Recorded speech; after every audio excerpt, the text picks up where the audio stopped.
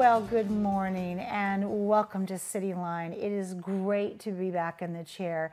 We are live every Thursday morning, and this morning, of course, is a sunny April 19th.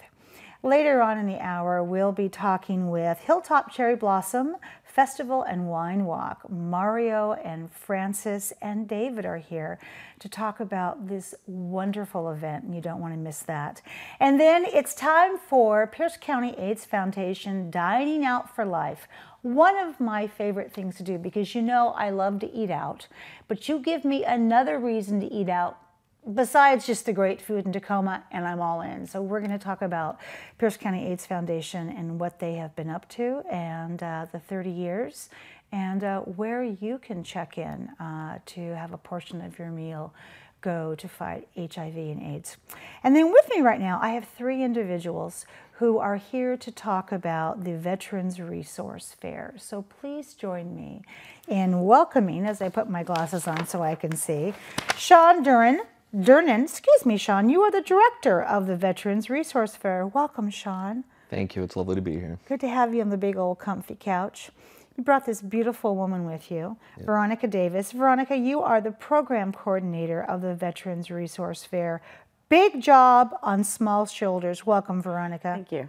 I love the nine lines. This is a great look you have. And I'm going to ask you. Walking advertisement. There we go. I'm going to ask you about it in a second. And rounding out the big couch, Mr. Curtis Hammock. Hello, Curtis. Hello. Good to see you. You are the outreach specialist for the Veterans Resource Fair.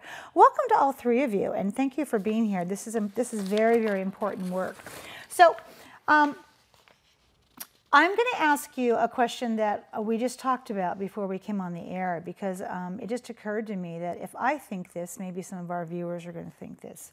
When I look at the three of you, I think that, number one, you're younger than I am. I'm 54, so that puts you in a different generation than me. But I also look at you and think, how did these younger than me people get involved in a movement to help veterans who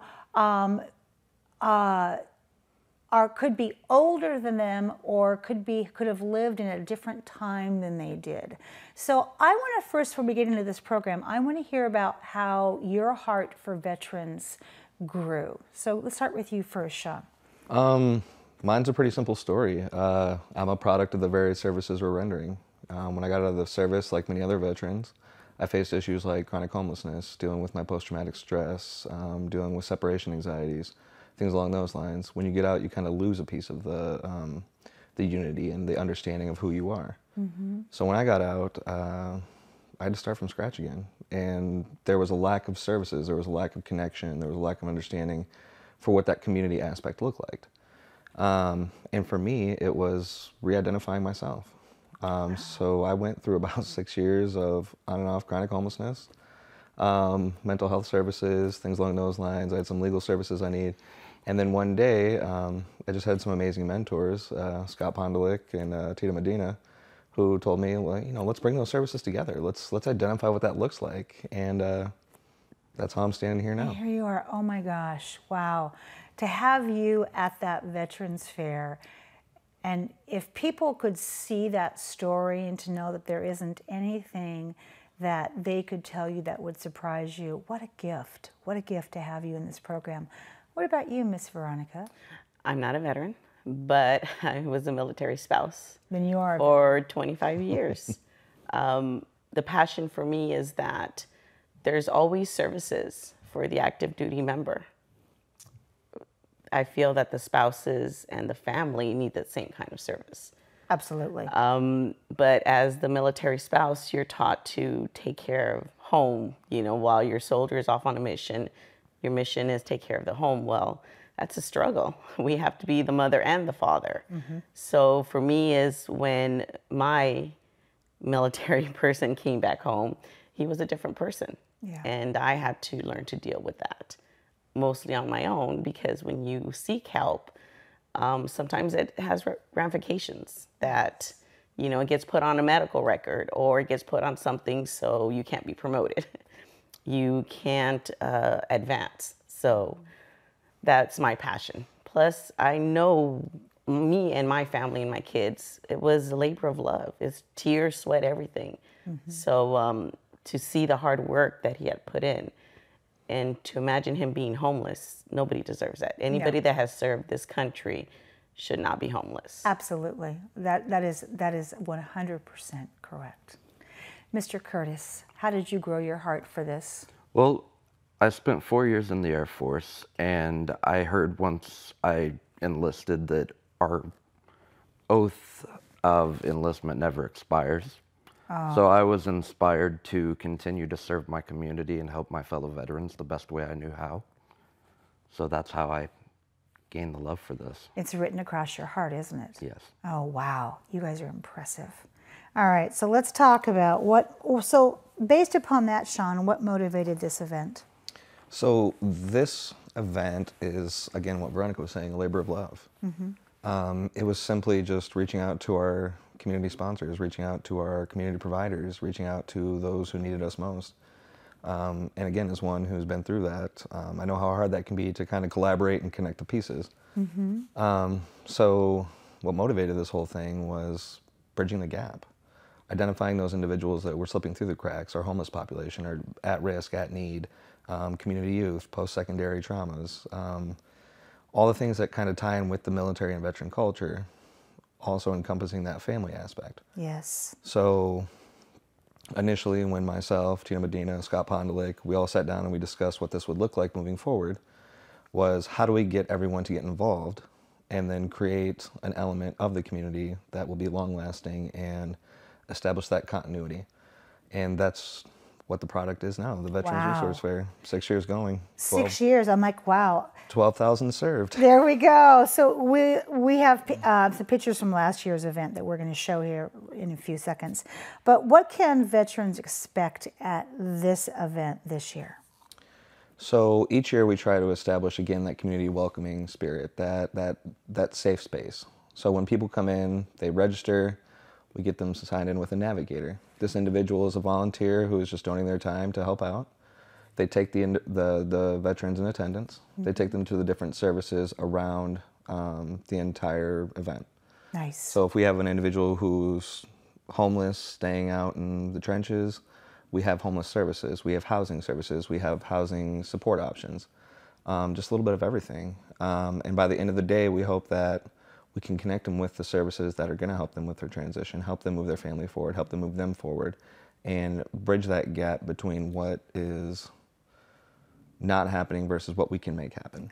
I love that you assign them, I'm going to use this word, almost like a buddy, because that's daunting. It's daunting to walk into a place and to know that you need help, but to see a sea of people, to see all kinds of booths, to see literature, and just not even know where to begin. In addition to what you bring with you as you walk in that door, your experience, your burdens, your emotional state when you're walking that door, and what has led you up to that resource fair, as we all talk about. So what changes or evolutions have happened in the last 5 years moving forward up to this year? So the first year we did this, we had literally 25 providers and 150 veterans attend at Green River College. So it wasn't always hosted at Tacoma Dome. Okay. But the years to follow, it just evolved from 25 to almost 190 providers that we have under the umbrella of the Tacoma Dome, to where we're serving 3,000 to 4,000 veterans in one day. So moving forward, we just want to continue to encapsulate that feeling and develop it and grow it. Again, going from 150 to almost 12,000 served, I mean, that's huge. Talk about finding the need. So Veronica, moving forward, what do you hope to make this event into with that kind of momentum? Honestly, I would like to get more community sponsors. Okay. I would really love to be able to connect with Pierce County bus transit system. Our biggest need is, we know there's a need out there. It's getting those people that need the help there. Pierce County, are you listening? Yes. We would, or something to get those that need the help. They're homeless. Yes. Some of them could not even afford the bus fare. So how are we going to be able to help these people if we can't get them there? Absolutely. That's my biggest one. Let's get the community together. There has to be some way to get these people from point A to point B. Absolutely. Those wraparound services, there's a gap there. And looking at you and the look in your eyes, I know that gap isn't going to exist much longer. I can see. We can only hope. Yeah. Curtis, the fair was recently named the largest stand-down event west of the Mississippi. How does that reflect the work of you and your team and your goals? Well, I think that, being the labor of love, it goes to show that we have come together and recognized problems in our community, and we are trying our best to solve those problems. That was declared by Governor Inslee and the Washington State Veterans Advisory Council. Wow. Wow, congratulations. That's huge. That's really huge. So Curtis, what is the event date? So the event is going to occur on April 28th from 9 a.m. to 3 p.m. at the Tacoma Dome Exhibition Hall. Nice. And that's such a great place to have it because there's so much room there, and they have their own little yummy food court. Again, I'm all about food. So Shawn, what do veterans need to know about that actual day of the event in terms of parking, food, or anything that they can't find that will make this easier for them? Absolutely. So some of the biggest key things that veterans should know, for one, everything is free. Great. It is at no cost to them. Admission, services, food, gear, haircuts, medical services, dental services, the list goes on. It's all free. Let's go back for a second because you just said haircuts and dental. I want to go back and talk about this so they can get their haircut. Yes. And what kind of dental work are we talking about? So we actually have the Dental Teams International, which is a nonprofit organization. They come out and they have dental teams. Great. So they provide emergency dental services. So if someone needs a filling, if they need a tooth pulled, if they have more serious, let's just say dental hygiene issues, they can deal with it the day of. Okay. So typically what happens is out of the 3,000 veterans that attend, about 1,200 of them will probably be seen with dental services throughout the day. And if those dental services can't get totally completed that day, is there a follow-up? Is there a way to bring them into the dental office? Or There is, and I'm glad you asked. because some procedures take longer than just a day. Oh, absolutely. So last year, Delta Dental, one of our amazing partners, gave us vouchers for over 1,300 veterans. And that carried them out throughout a 12-month period. And they gave these services free and at no cost to the veterans themselves. Wow, that's amazing. So do they need to show military ID when they walk in? So we have a convenient process if they don't have military ID, because again, we have some homeless population that is there with us. But one of the things is we can actually pull up their military discharge paperwork, courtesy of your Washington State Department of Veteran Affairs. They will have a computer system there that accesses the DD-214, service records, things along those lines. Because at the end of the day, we really don't want to hinder someone asking for help. No, we don't. So the last thing I'm really going to be worried about is someone showing up with an ID. If you say you're a veteran, we can pull up your records, we can help you out. Let's get you the services you need. There we go. Exactly, exactly. So, Veronica, if someone wants more information on the event, where do they go? Everywhere. We're all over the internet. Our website, 99line.org. We're on Facebook for those that are on social media. Shawn's phone number is plastered all over Pierce County. And it's been underneath your faces the whole time, exactly. too. Okay, exactly. Our email, Shawn@9line.org. Mine, Veronica@9line.org. Information is everywhere. Good. Because I know for a fact that phone's going to ring with somebody who's got some transit options. I hope so. Yeah, it's gonna happen. So, Curtis, who do we need to thank for making this event happen? Because this is huge. That's an understatement. But this is not an event that you just start planning 90 days ahead of time. This is year around. So who are the thank yous here? First, we have to thank Pierce County for allowing us to put this event on. The Tacoma Dome, obviously, because they're hosting or letting us host it there. I would also like to thank the veterans of the community who have volunteered to put the effort in and all the hard work that has gone into this over the past 5 and hopefully many more years to come. Yes.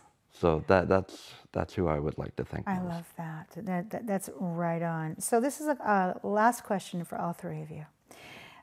What would you like to see happen in the years to come for this event and the 1,000 veterans that you've served? And let's start with you first, Shawn. People think I'm kind of crazy for answering this, but I would like to see 0 attendees. Oh, that's beautiful. Boy, that ripple effect just is huge. I just saw it. Yeah. And I hear what you're saying and what you're not saying. Thank you for that. What about you, Veronica? I would like this to be your one-stop shop. Yes. For all your needs. One day I hope, and I know there's someone out there that can help me with my dream, is I would like to have showers there. There's portable showers for those that don't get the opportunity to get in and take a nice warm shower. Girl, make a wish list on your website of things that you need, because people will show up. Build the field. It's going to happen. What about you, Curtis? Well, I think one thing that I'd like to point out is that even though this is once a year, services do not end on that day. You can go get service anytime you need it. And if you need the help, please call or go find the help that you need. Somebody is always around to direct you where you need to go. In the future, I think I would like to see this expand into other counties or even other states. There we go. Because right now, Curtis, is this event, is this fair the only resource fair you know of in this state or in this county? To this capacity, yes. Yes, okay, so we have smaller ones that are just maybe starting to get their legs on them, but not like this. That is correct. All right, perfect. There is no way for me to say thank you enough for what the three of you do year-round and for your journey and who you represent in terms of that veteran's family, be it yourself, be it a spouse, be it a family, a mother, father, somebody who is just out of the service and needs these services. My father got one day when he came back from the Vietnam War, and I wish that my father could have had the resources that the three of you have a huge heart for.